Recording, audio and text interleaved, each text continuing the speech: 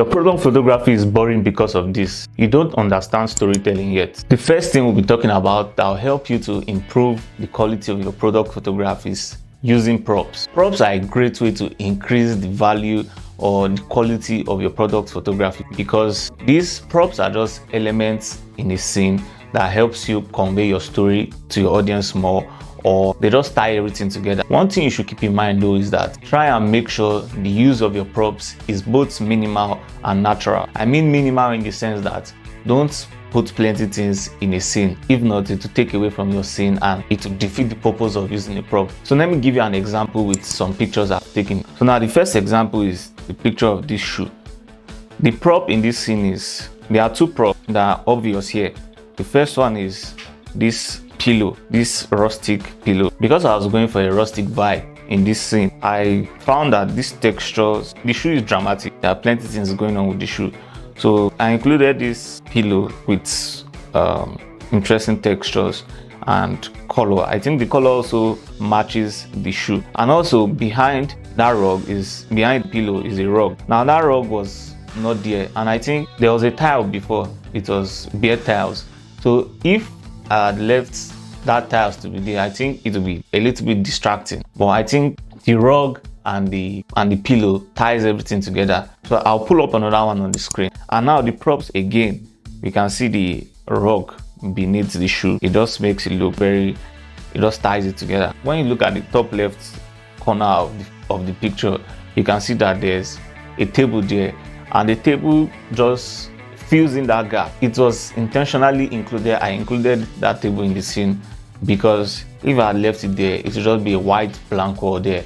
And I don't know, I think including that table just makes the room look tidy and compact. And again, it's not taking away from the scene. There's not too much props going on. It's just about making sure the props included in the scene ties everything together. So don't bother yourself about including plenty things in the scene, and it will just take away from the scene. I'll also show you a bad example of including prop. Now when you look at this picture, you can see that there's a lot going on here.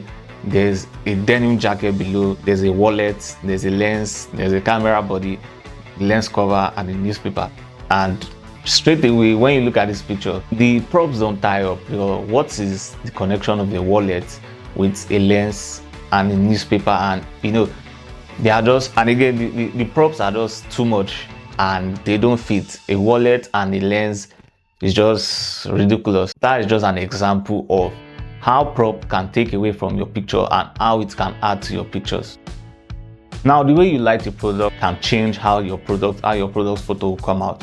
I'll put an example of the screen now. Same products, but different lighting setup. And you can see that just by how you light a scene, you can drastically change the outcome of your pictures. There's no way I'll talk about product photography. In fact, every genre of photography, lighting is a very important aspect of product photography. Now, also, one thing you should put in mind is different surfaces have, different products have different surfaces, which means you have to be careful because there are some surfaces that they are very reflective, while some they are not reflective.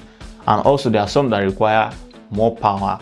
You need more light to make them. So I'll just give you an example now. The surface of this shoe is a very reflective surface.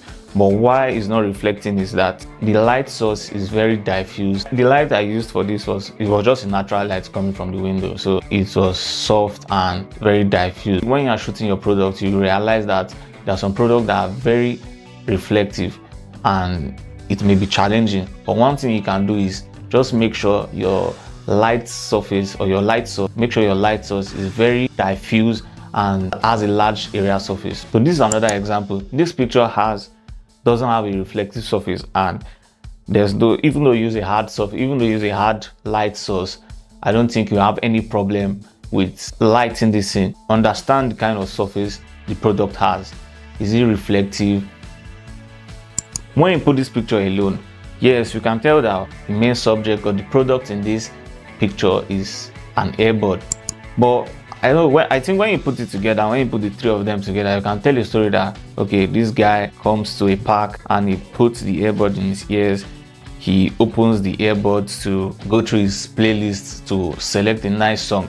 And the last picture can tell you that he has selected his music and is listening and enjoying his music. And okay, there are different pictures in the series, but I just wanted to show these three. By making this project a series, I'll be able to convey to an audience that, okay, how about a nice day in the park with an earbud? And these are things that are natural to your audience. You always, when you take out your earbud, you look for your music, your playlist, and you put in your earbuds and enjoy your music. Making a series for a production will give it more professionality, and it will improve your storytelling, and will also make it more relatable. If I show you this picture alone, one of these pictures alone, they are good, they are nice, the lighting is good, composition is good, but the storytelling is just there. Like, okay, this guy just puts earbuds in his ear. But by creating a series, I've led the viewer through a process. This is how this product is used. This is just different case scenarios, and that's why you should implement making it a series. Try it out today, make a series, write down. It doesn't have to be 10, 20, even just 3 pictures, 6 pictures, or even 2 pictures, depending on how you want to tell your story. But try and make it a habit to make a series out of a product shot. The last tip I want to talk about is interact with the product. Now, when you portray a product being interacted with, either by the props or either by a human being or something else, it gives your viewers a perspective, maybe the perspective they've held before or the one they are anticipating. For instance, if it's a first-time user, they can see themselves using this product like this. Or if it's someone that have used the product before, they understand the feeling and yeah, they can relate. It's more relatable to them, and maybe they are more likely to engage with that product shot. And you don't even have to think about it too much. Interacting with this product just means using this product in the most natural way. Like when you're wearing a shoe, you show someone putting on a shoe. Maybe you want to show a headset, you show someone using a headset. Just simple stuff, simple natural ways that this product can be used. Is a good way to show interaction instead of just placing on a white background and just shooting it. But showing a product interacting with the subject, it shows more intentionality and it just makes more sense. If you like this video and found it valuable, make sure to like and subscribe to the channel, because it really helps the channel and because you want to see more value, because I'll be making more valuable videos. So I'll be seeing you in the next one.